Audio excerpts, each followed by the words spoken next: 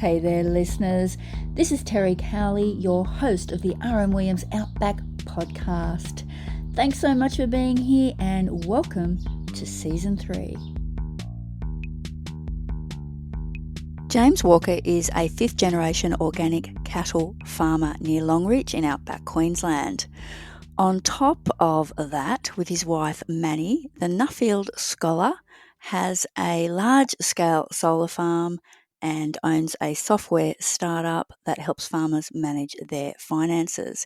In business, he's always tried to diversify. In 2022, he saw that the local veterinary service was closing, which would leave the district without one, necessitating a drive of over 3 hours to other towns to service animals. He and his family made the bold move of buying the practice, which has gone from strength to strength since. James is one of the people featured in our major story of issue 161 about bush vets and the challenges they face. Hi, James. Hi, Terry. How are you today? Very well, thank you. Tell me a bit about your main job, first up, farming, where, why, how, etc. And how is your part of the world faring at the moment? Yeah, fantastic.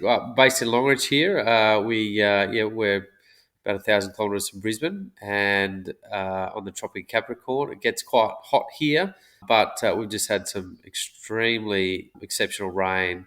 Probably the best grass growth we've had for 20 years, which makes our organic cattle business perform quite well. I was born in Longreach, went away to school, came back thinking I'd give it a couple of years and then head away and study commerce, but have stayed here ever since. So studied intermittently different areas of business, but yeah, always came back here and applied those learnings. So yeah, really love business. I'm a business enthusiast, and and what better way to celebrate that than have a really complex rainfall pattern at Longreach here. So so we just experienced a beautiful season at the moment. Well, speaking of rainfall patterns, of course, in outback Queensland, a lot of the country's just been hearing about the floods there, and you were thrown into a bit of disaster management with that. Yeah, absolutely. We couldn't believe it just rained and rained and rained in areas that haven't had rain for years. So all the infrastructure, all the animals, all the personnel, and all the property owners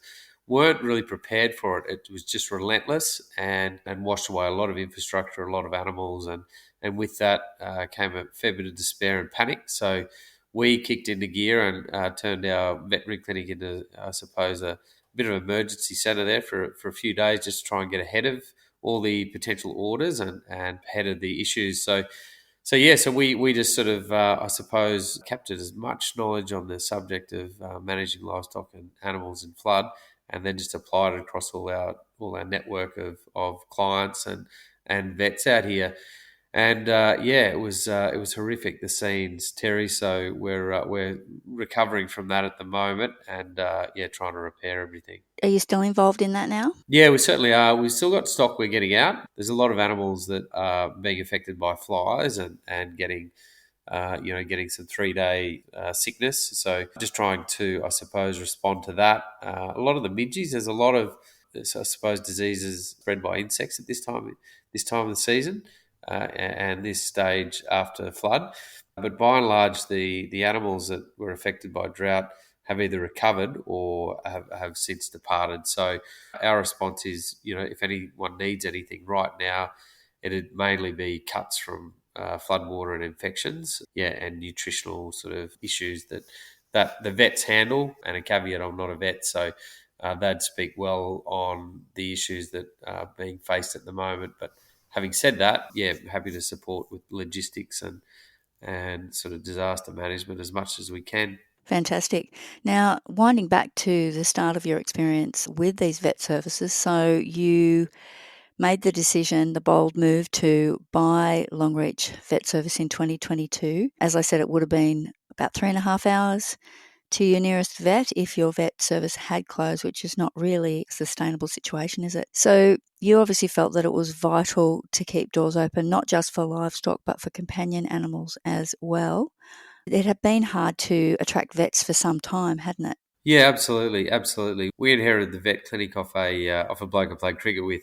He struggled to get vets, but he's an extremely good vet in his own field, which is mixed practice and large animals. And yeah, he's quite well esteemed and astute. He did get vets, which were also very good, but didn't really have any permanent. It's more sort of a transient sort of profile of vets. So with every regional vet clinic, it's very hard to attract and retain staff. So when we started, we didn't have a full time vet. We had a locum for, I think, 4 more days. And I pleaded with her to stay, and she stayed for 10 just to give me a bit of breathing space. And sort of backed ourselves. And being a business enthusiast, I really rose to the challenge and thought that out of anything I could attract, retain, and entertain was sort of the three sort of catchphrases that we, or catchwords that we tried to employ.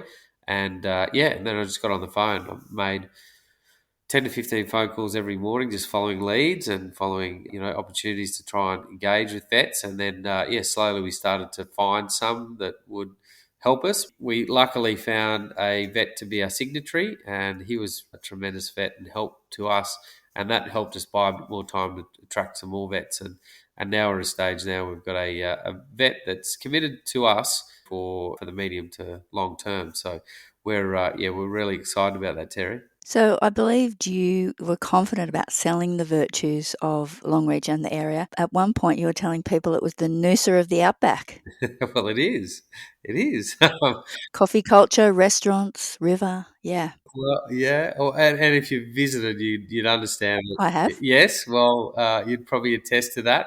If not, come and let me show you around. There's so much on. I was just in a meeting before, and Opera Queensland are hosting, I think, their fifth opera in the outback. So we hosted on our farm. But yeah, at the same time, they're doing a cattle drive out of the Australian Stockman's Hall of Fame, which your founder many years ago helped to raise interest and support for. It was your grandfather was intimately involved as well, Yeah, they were great mates. as was my uncle, Oh, yes, Ken. Ken Cowley. Yes, okay, brilliant. I met Ken a few times. He was a tremendous man. So, yeah, so they had a really good band of really influential and had huge integrity that started off the Australian Stockman's Hall of Fame. So yeah, so it's become a huge pillar for Longreach and an attraction as well. So because it's got such a transient population and it sort of booms with tourists during the season, it still, although it has a great sense of community, and most people that come and understand and appreciate that will want to come back at some stage or another. But in the meantime, it does the virtues of Longreach is that sense of community. It's not as isolated as it was back when Ken and everybody used to visit. We got flights daily. We do have a lot of coffee outlets here, and we've got a lot of active young professionals out here, which you see at parkrun. We get up to 80 on a parkrun every Saturday morning. We've got a ski club because Longreach is settled on a long reach of river. That's where it gets its name. So there's 10 kilometres of water skiing and water activities. And we have rowing every year, outback rowing, and there's a lot of festivals out here. And what's been one of the main attractants out here is the horse sports. There's a great calendar for those horses that people enjoy sport on with camp drafting and all those Stockman's challenges. But hence the need for a vet service. Yes, absolutely. You also had to offer quite an attractive salary package to get people interested. Yes, absolutely. Absolutely. You really do. We're not vets, so we do encourage paying vets well and, sharing the business with them. So at the moment, our business, I suppose, is fundamentally a culture run business. It's more about culture than the pure profits. And I think it's very important to be mindful of that because you want to make owning an animal affordable, but you really want to attract the right level of professionalism to be able to do that well. We've got an extremely competent vet at the moment who can do a lot of tasks that some other vets haven't been able to do in the past. To attract them, you do need a bit of firepower, but you can throw anything at them, and that makes, I suppose, all the people that have those animals a lot more comfortable and confident with the level of support out here. So yeah, so Is that Jordan? yeah, Jordan State, yeah. So Dr. Jordan State has been a great welcome addition to our clinic, and especially all the support staff have got integral to what we do.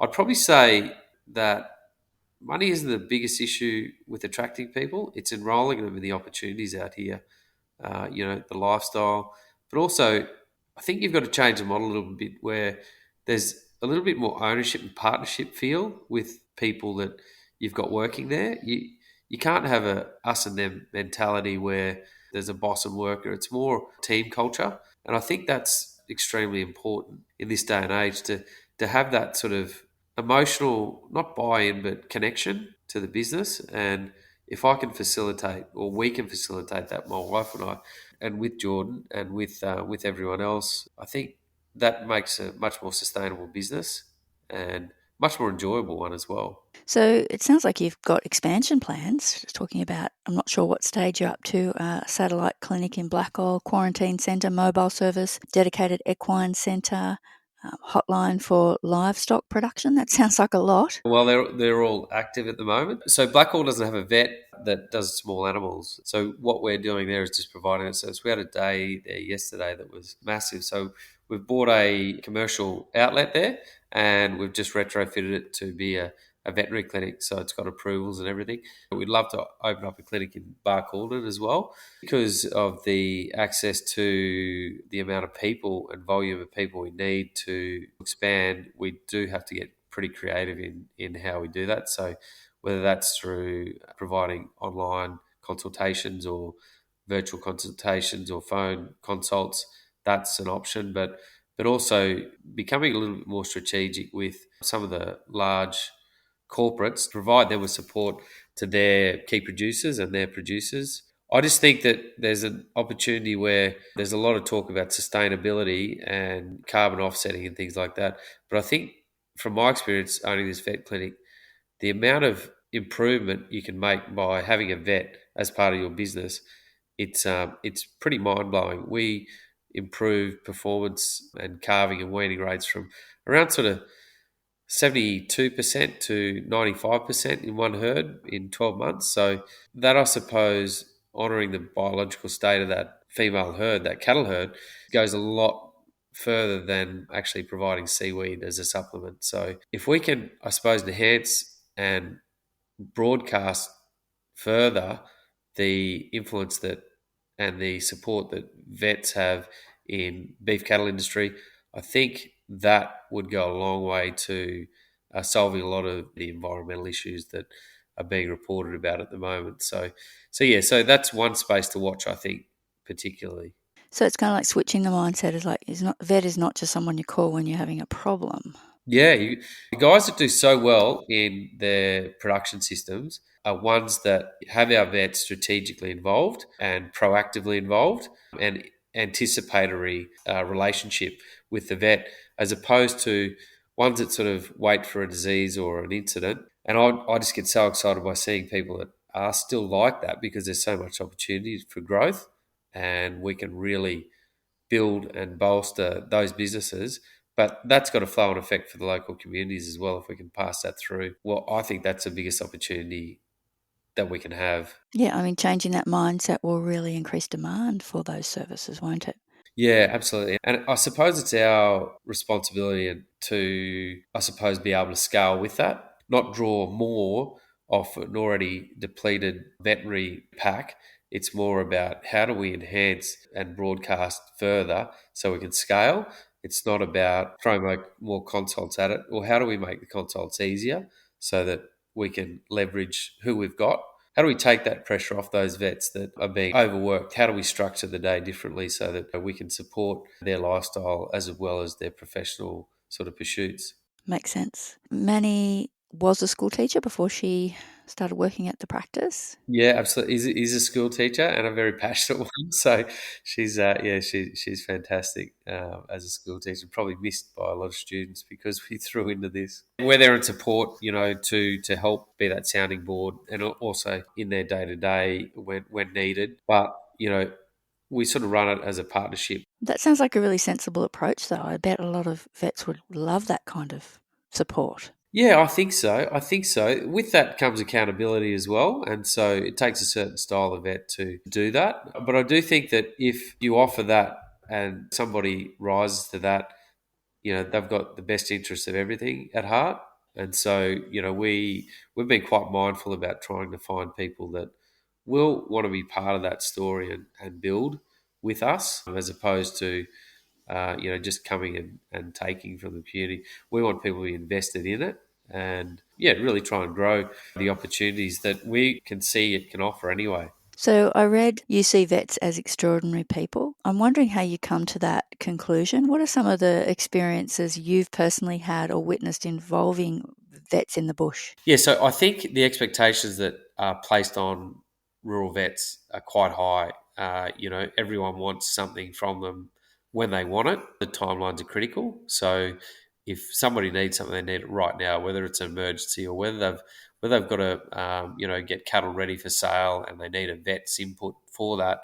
That's they're quite stressful transactions. So or interactions. And so, from my point of view, there's a big load on them to begin with, and they know that.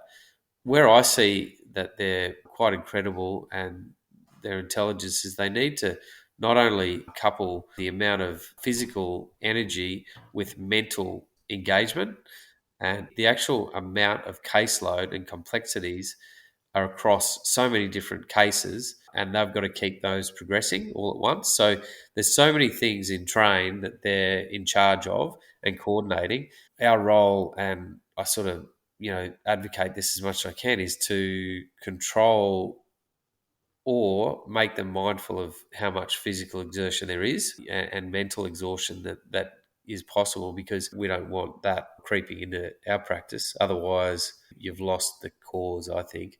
If I can just circle back to what I asked before, have you had some personal experiences involving vets in the bush that sort of made you appreciate their role? Yeah, certainly. I mean, the third vet we got to Longreach was a guy from central Queensland, grew up on a cattle station, and he heard that we needed a bit of a hand. So he came out. He was here for, I think, 10 days, just doing local work. Well, in that week, I said, all right, I want to understand and immerse completely in everything that you do to try and understand a little bit more, because we're just brand new business owners and I really wanted to see how everything moved and functioned. So I just said, all right, I'm your wingman. Whatever you need, whatever you're doing, I'm there. So any after hours, any lifting of animals, any preg testing, anything like that, I'm there. I'll be with you. I'll be doing as much as I can, not technically, but I'll be there to support. Anyway, so we did that, and I think he got 18 call outs that week, and there was no other option than him and me and our support vet nurses to help as well. So they're an incredible team, but I remember that week was my son's birthday. I think it was his 10th birthday. And so my task that week was to buy him a watch. Well, I actually bought him two watches because I forgot I'd bought the first one because I was that exhausted. I actually went through online and bought. I impress you bought any. Yeah, I completely forgot that I bought the first one and rolled into a shop and bought the second one. So, that's the sort of that's what's at stake with these guys. If sort of engaged with any case that it comes at any stage, any complexity, just not buying a watch, a physical thing. It's actually managing medications and managing expectations of clients, and managing their physical tiredness. And so, when you look at that, you can see why there's a bit of a drop off in vets practicing. The expectations, the accountability, and the ramifications if they get a decision wrong, it can be massive. I was going to ask you about that because our story covers a lot of the challenges vets face, including having to deal with the owners of the animals, of course, and the mental health problems that can result, including the fact that vet suicide is 4 times higher than the general population, which is it's a pretty scary statistic. I was going to say, what is your take on that and how do you face those issues? I think you have answered that in large part already, but it's obviously something that you're well aware of. Yeah, absolutely. So before I bought the vet clinic, I lost a cousin, a beautiful person to the veterinary industry, and you can't blame that. It might have been something else that happened there, but to suicide. And so I was acutely aware. But he was just a cracking person, extremely intelligent, extremely capable. Socially very intelligent as well. Were you aware of some of the hardships he was facing in the profession? No, I wasn't, but I found that afterwards. And the expectations of where you're going to be as a vet and where you are sometimes completely different to to what the initial thought was and why they pursue it, but also aware of just the exhaustion of our vet, that third vet that we got after all that caseload, and then no reprieve. And there's limited feedback because the animals don't say thank you, and sometimes the owners, they don't say thank you either. Even though you save their animal, because they've got a massive bill. So it's a real conundrum. I'm quite present. If anyone's got an issue with any of our vets or any of our staff, I step in to try and help the situation, because they don't need the burden of that. They need to apply their technical skills to the best of their ability and then move to the next case. What you're saying about the bill, I mean, probably all been in that situation where we've gone, ouch. I was surprised to hear that, the majority of vets don't actually earn big pay packets, and they generally earn considerably less than doctors and dentists. The amount of information they need to know to be able to apply a diagnosis. You seldom see a vet pull up Google. Oh yeah, doctors do that all the time now, don't they?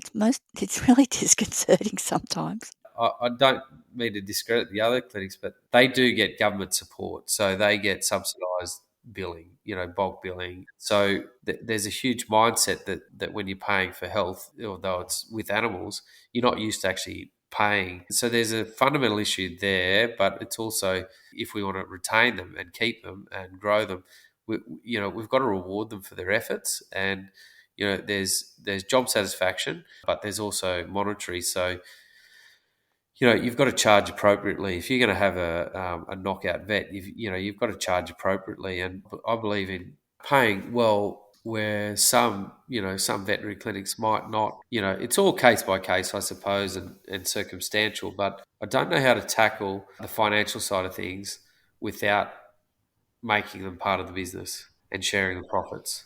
So I'm guessing the answer to this question is yes, but do you see what you've done could be a model for other communities?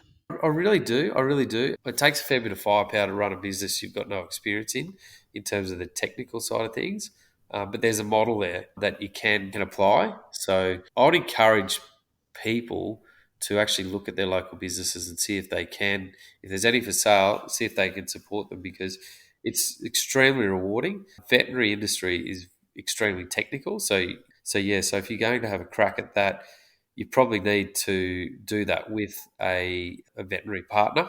I'd love to scale and own as many vet practices as possible. I suppose the sense of supporting the community is great, but yeah, I do think there is a model there, and there's also a whole heap of varying models, not just somebody buying in from the local community. I think you could get a consortium to buy in as well if you've got enough scale to have an overall manager. Jordan came from one where the community had shares in the local veterinary practice, so they all had buy-in. That was the whole community, the whole town had buy-in, and so profits were there, but they weren't extreme. They were more affordable for the rest of the community. Whether that's exciting enough for vets, because I do think vets are extremely underpaid. So it's about attracting vets or leveraging the current vets we've got if we're going to keep up with the demand. So I believe you were advised against it by financial advisors. Yeah, we did. Yeah, friends, everyone just said run a mile, and we're just at a stage where we want to diversify. If it closed, if the business closed, and that was the understanding of everyone, that it wouldn't continue, it'd just be sold off. It might have taken a fair while to get somebody else to move in, if at all. So yeah, so they were quite supportive, surprised and supportive, because otherwise that 6 to 12 months, a lot of those animals might not have survived the trip to another vet. Yeah, so they were extremely supportive. Where do you see it going from here? I've loved the challenge. I've done a lot of business, sort of studies, and and it's great to be able to apply it. You can't apply all the business principles to farming agriculture that you can in a retail business. So yes, I've really enjoyed that. You've got to rock up, show up. So with farming, you sort of have a big swing of work and effort, and then you can stop and get some paperwork done and things like that. But it's constant every day in there. So I really appreciate the staff. They're incredible. What would I do next is, I think, these regional remote areas don't quite have the population you need to grow. So we've got 3,000 people, and the extended area that we service is probably up to about 6 or 7. A vet practice, I think, just like a McDonald's, they work out how many people you need to sustain a McDonald's. So with a veterinary clinic, a lot of these regional areas don't have that critical mass, and I think is over 10,000 people. So where we lack in companion animals, we make up for large animals, and want to continue sort of building that. But yeah, I think if there's an opportunity to expand, we definitely will by the clinics, and just keep backing ourselves to create the right settings to attract vets. And I'd implore anyone that wanted to explore what it was like to live in a fantastic community to get in touch with us. And it's great to see that they value the vets here, and really appreciate what they do. So yeah, so we're going to continue what we're doing anyway, and keep growing, keep pushing. Yes, I should let listeners know they can read all about what you have done and a lot more about bush vets besides in issue 161 of Outback Magazine, story by Mandy McKeesick. Thank you, Mandy. Well, you've got so many balls in the air, James. I should probably let you go and keep juggling. No, absolutely appreciate you and R.M.Williams, Terry, and everyone there. And yes, such a great brand and legacy. So yes, I hope we can build our brand and legacy as well. But appreciate talking to you. Thanks so much. Thanks so much for being in our story and for being on the podcast today, James. Take care.